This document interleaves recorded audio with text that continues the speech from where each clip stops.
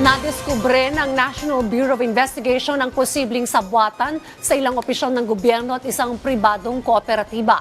Kaya tumaas ang presyo ng sibuyas noong nakaraang taon. Si Luis Erispe sa report.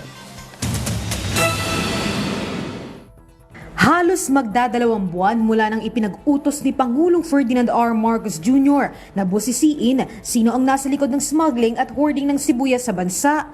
Natapos na at naisumiti na ng National Bureau of Investigation sa Department of Justice ang kanilang rekomendasyon sa mga kasong dapat isampa sa mga sangkot dito. Sabi ni Justice Secretary Jesus Crispin Remulla, hoarding at profiteering ang posibleng mga unang reklamong ihahain nila.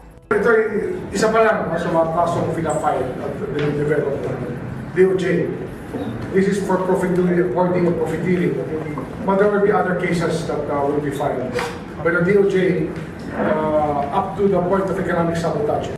Base naman sa report ng NBI, ang punot dulo ng modus nakita nila nang nagsimulang pumalo ang presyo ng sibuyas sa higit 500 piso noong December 2022. Katakatakaan niya ito dahil aabutin lang sa 8 to 15 pesos ang cost production at malayong-malayo kung tutuusin sa farm gate price.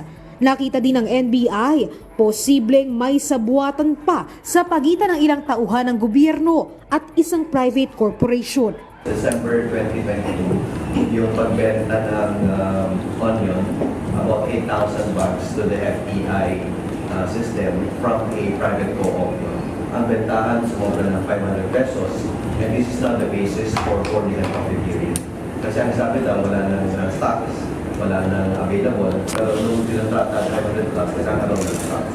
Yung modus, ginagawa mo tinatawag na procurement, no? Nagsabit ng tatlong bids ko, no?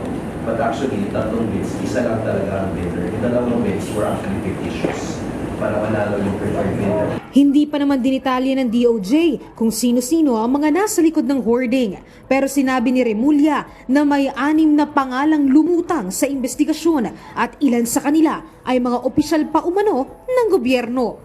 Kasama ang mga opisyal sa gobyerno rito, sapagkat ang tingin namin, sila po ay talagang lumalabas na meron pong usapan sa pagkakataong ito.